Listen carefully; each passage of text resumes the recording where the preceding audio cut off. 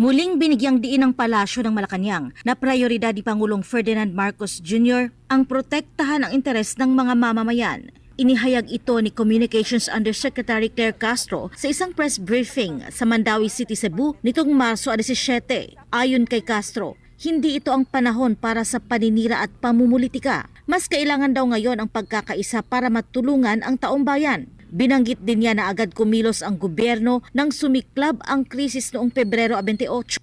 Tinipo ng Pangulo ang gabinete para tugunan ang epekto nito sa presyo ng langis at bilihin. Kasama sa mga hakbang ng gobyerno ang pagbibigay ng cash relief, fuel subsidy at pagbabawas ng mga bayarin para sa mga consumer.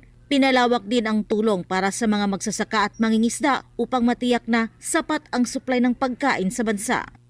Hindi ito ang panahon para maghilahan pababa. Hindi ito panahon ng paninira at lalong hindi ito panahon ng pamumulitika. Sama-sama nating isusulong ang kapakanan ng bansa at ng taong bayan bago ang sarili. Samantala, nakiusap ang Malacanang sa publiko na huwag magpakalat ng pangamba o fear-mongering. Tiniyak ng palasyo na kontrolado pa ng pamahalaan ang sitwasyon sa kabila ng taas presyo ng langis. Ayon kay Castro, lalo lamang nakadadagdag sa takot ng mamamayan ang pagpapakalat ng maling impormasyon. Hinikayat niya ang lahat na manatiling kalmado at magtiwala sa gobyerno. Ang pakiusap lamang po natin sa ngayon, dahil nasa sitwasyon tayong ganito, let us refrain from doing activities like fear-mongering. Mas nakakadagdag po ito ng takot sa ating mga kababayan, samantalang ang Pangulo po at ang gobyerno ay still under control, in control of the situation.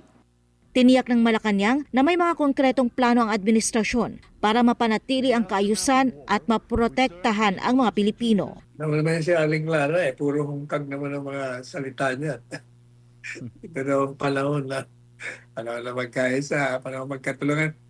Kayo nga ang hindi gumagalaw Gaya, pamilya nyo, biro mo, hindi nyo tinutulungan.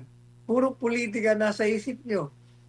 Nagko-concentrate kayo sa impeachment. Nagko-concentrate kayo siraan si Presidente Duterte.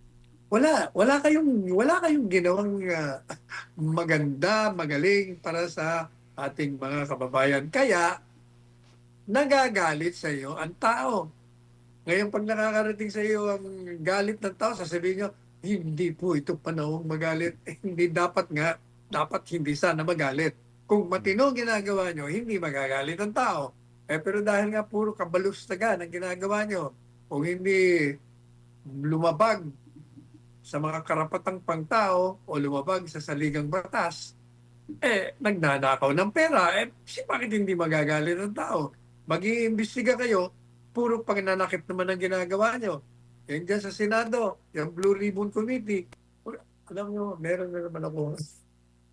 Ang sabi ko napanood ko sa isang sa isang interview, yung chairman nila, si Ping, anak na ng meeting mo.